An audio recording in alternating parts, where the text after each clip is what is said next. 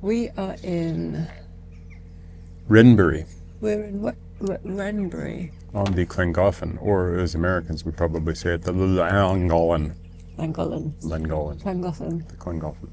We stopped shy of Wrenbury, but Michael walked in yesterday and had a chai latte from the little cafe. Mm. And It's called Berries, and it's in Wrenbury. clever. Wrenbury, berries. Yeah, we get it. Yeah, I got it too.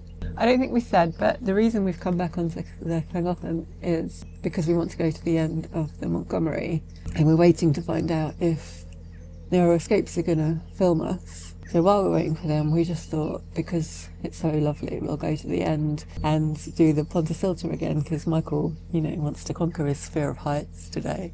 Not today. No, definitely not today. That is a battle not being won today. Our whole purpose for being here is the Montgomery. And the Montgomery is nearish Ellesmere, which is another sort of 2 days from where we are. But then from Ellesmere to Llangollen, it's only a couple of days. Yeah, it's a couple of days, and it gives us another opportunity to do the aqueduct. And it is one of the most magnificent sites on the whole Even though network. It's June now, it's busy.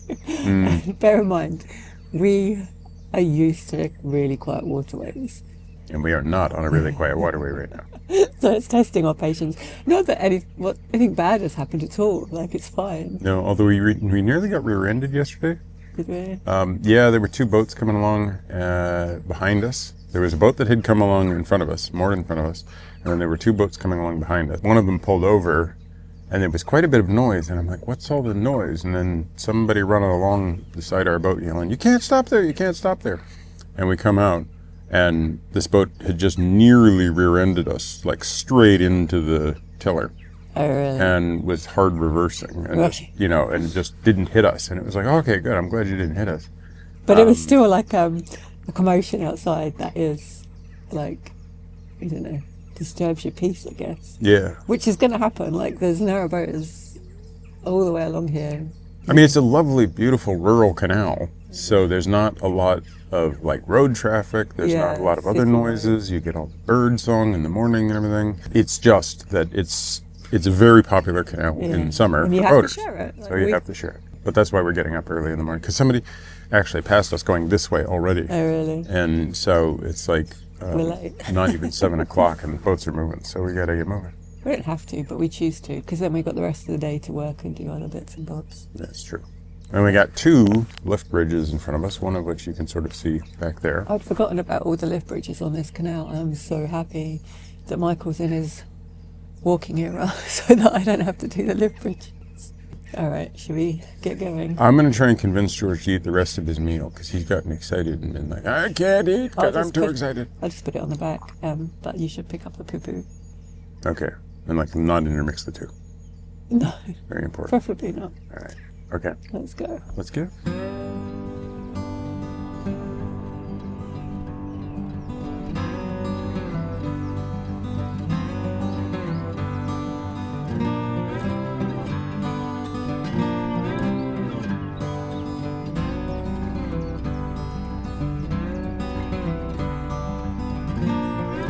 We mentioned that this is a busy canal, and a lot of that traffic comes from hire boats. If you want to rent a boat, there's a lot of options here.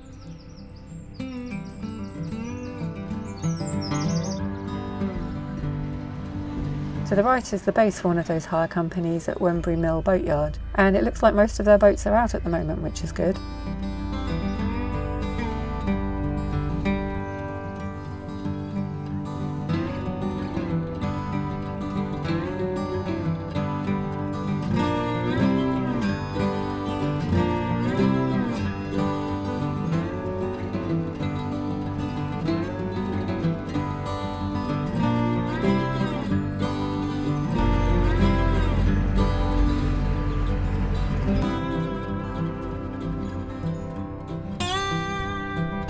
There's lots more visitor moorings on this side of the bridge.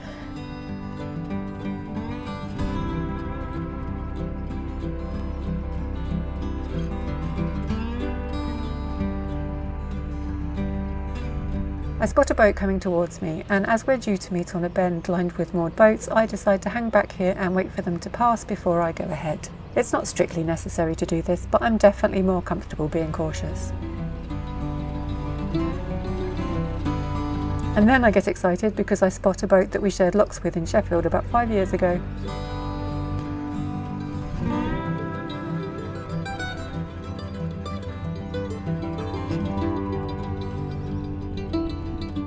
Along here there's private moorings to the right and visitor moorings to the left.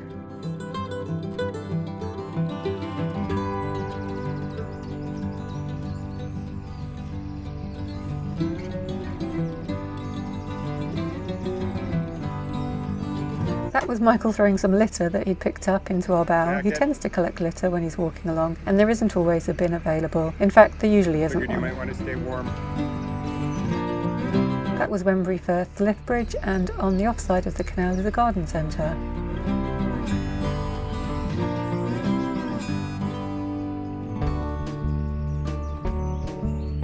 You may have noticed that Perseverance is in desperate need of a paint, but I don't feel quite so bad when I see this boat, which also needs some love.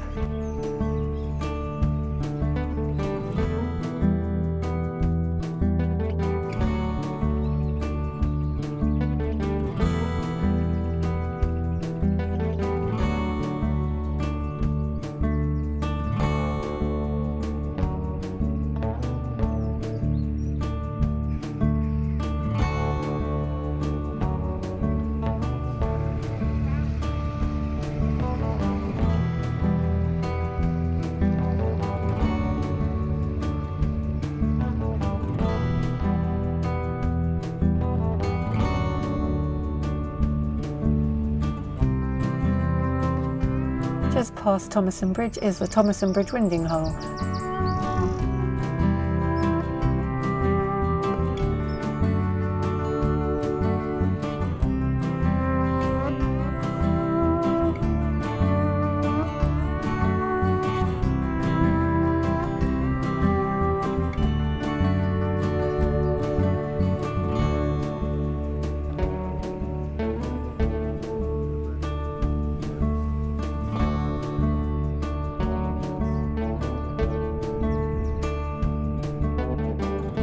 With scenery like this, it's really no wonder that this canal is so popular.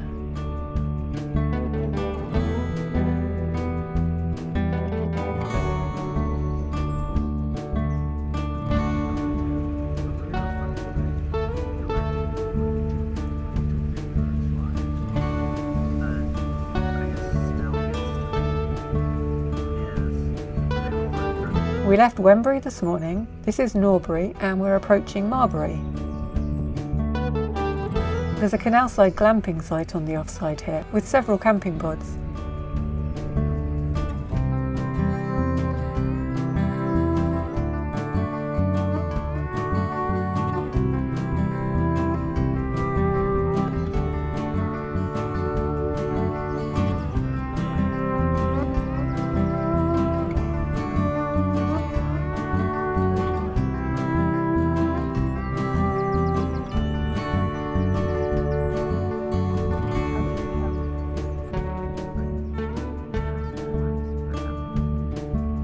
We've travelled just over 2 miles through the stunning Cheshire countryside this morning, and we're now approaching Marbury Lock. There's quite a strong bywash coming into the canal below Marbury Lock, but because the outflow is quite spread out, the force isn't as harsh as it could be.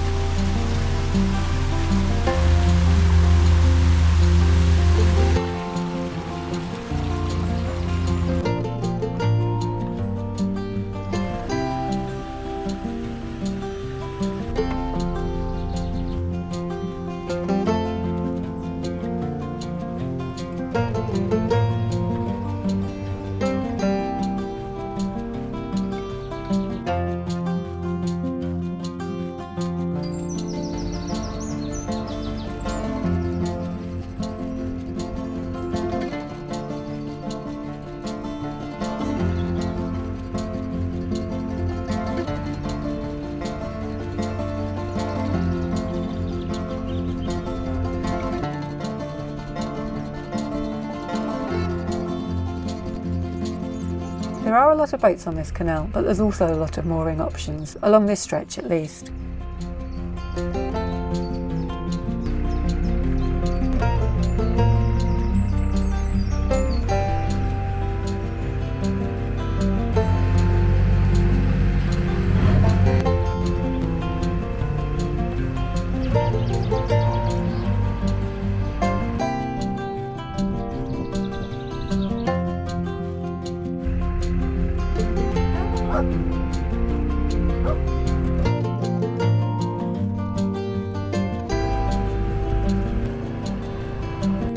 You can always rely on Michael to make friends on the towpath, especially if there's dogs involved.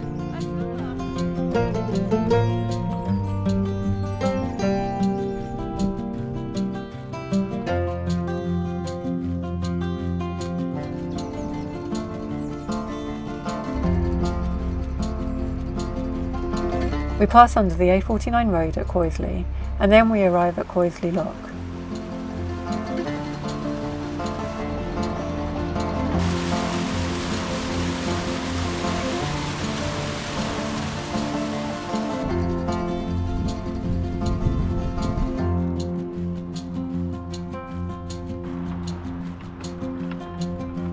I'm not actually abandoning Michael, he wants to keep walking.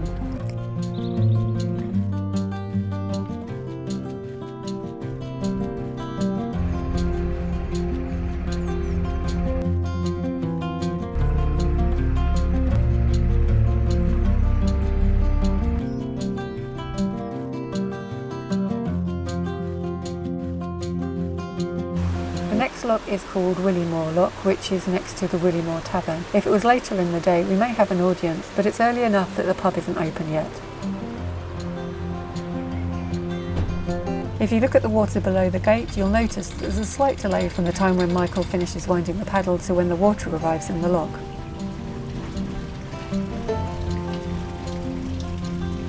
George is the only gombeezler outside the pub today. Actually, scrap that. He lives on a boat, so he's technically crew.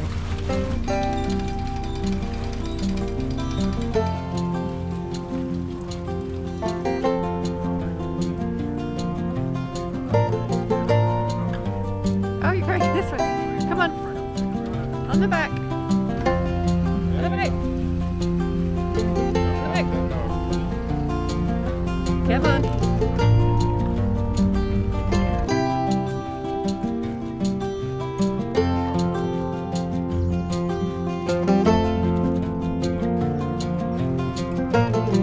Just a few hundred metres up the canal is Povey's Lock, and when we arrive below the lock there's already a boat coming down, so we moor up and help them through.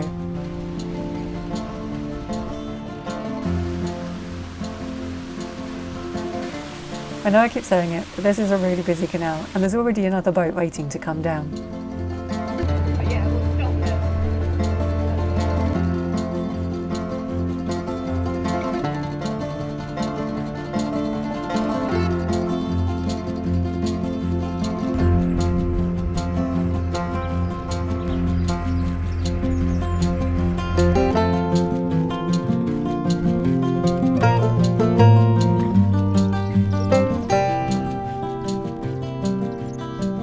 So we were going to stop.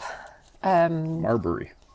Yeah, like Miles back. 3 or 4 locks back. I can't remember how many locks back.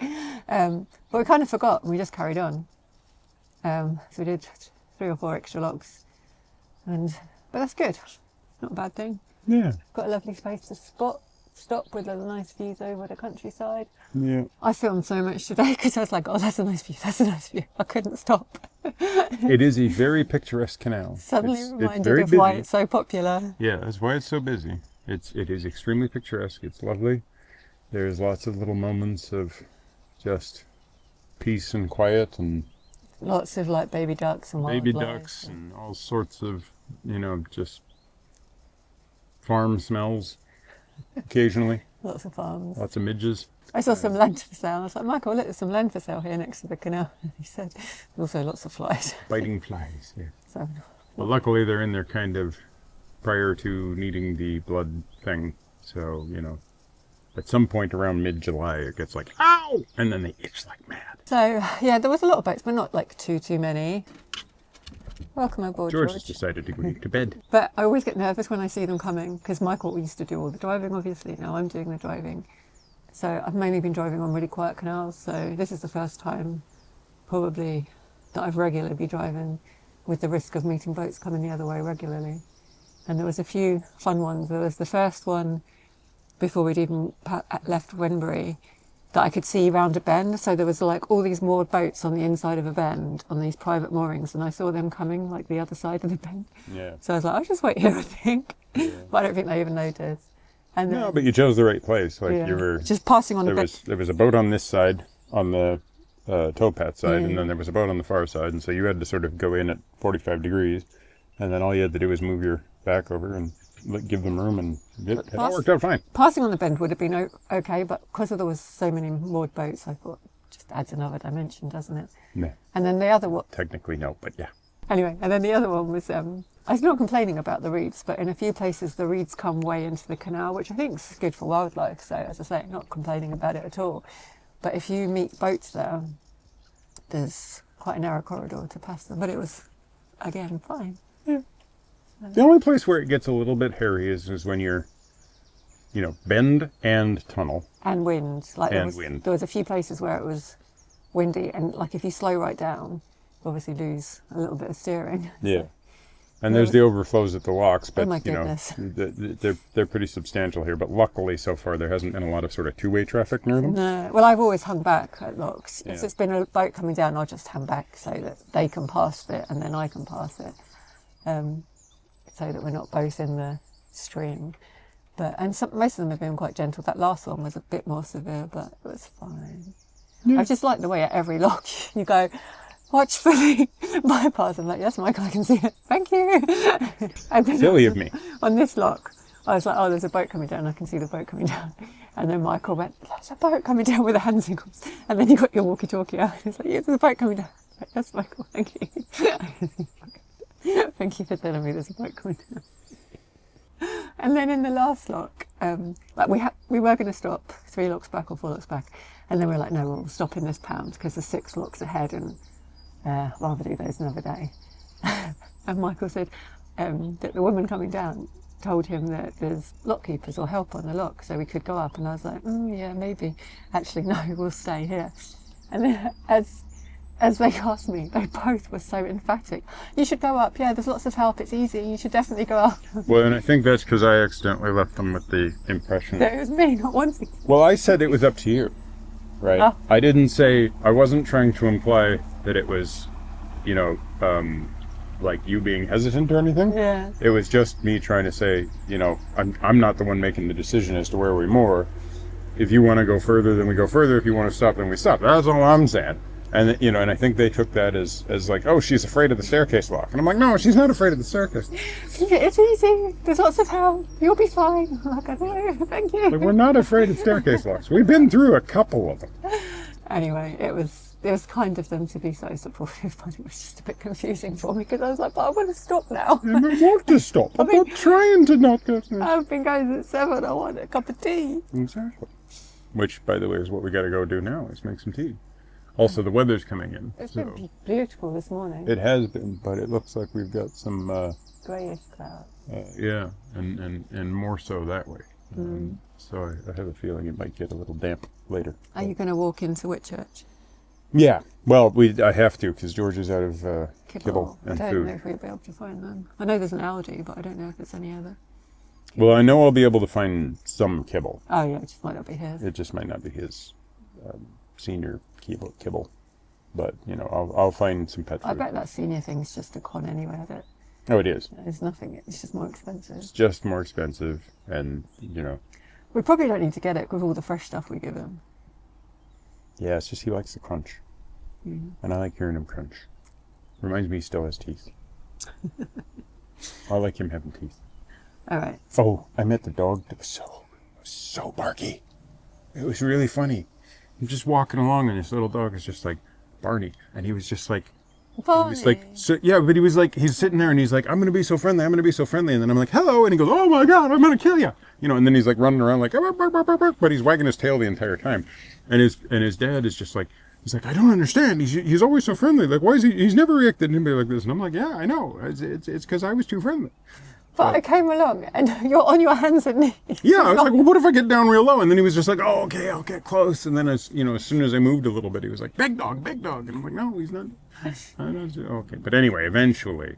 Did you make friends? Oh, I got licks, and and then we were just playing and everything, and it was good fun. Yeah. The real reason Michael does all the walking now has nothing to do with anything other than the fact that he was always jealous of me meeting dogs on the topo. Yeah. That, and also I get a lot of time to just sort of cogitate on things. You can do that on the back of the boat. Not the same. Really? Yeah, no. When I'm sitting on the back of the boat, there's like, there's too many inputs of trying to, If you zone out, then you could veer slightly towards one side or something. Yeah. Or like if the wind comes and you don't know. Yeah. Well, it's like riding a motorcycle. Like there is a sort of zoning out you can do, but if you zone out too far, you're on your ass. You're on your ass. Yeah. It's like you just there's just whatever you do, don't zone out far enough that you You're on your ass. Well, it's true. Anyway, that's it. That's I'm done. Thanks for watching. Give us a thumbs up, comment, subscribe. I forgot the whole thing. It's been a while.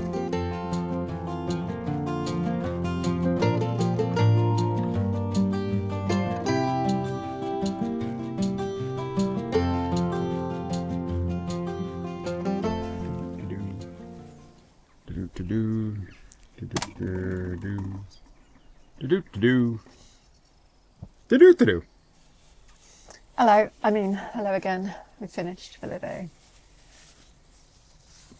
Here's my dog puppet. Hello.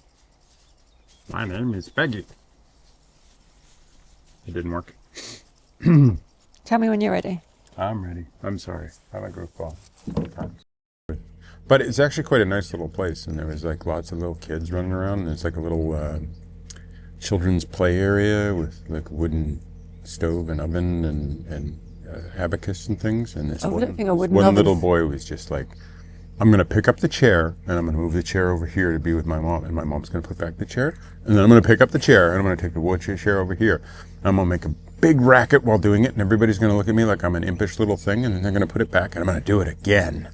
I don't think a wooden oven is a good idea. I wouldn't utilize a wooden oven, but, it looked cute. It certainly looked like a little oven. Today... More pooping. I don't think we said... Not for me. This is George we're talking about. I mean, it does, because if I hit the bank, all I do is bump my boat. But if I hit a boat, then I could have an angry boater. No, you're still just doing everything in XYZ in time, though. So it's like we're not actually adding an extra dimension. There's no... Sorry. Right, got you.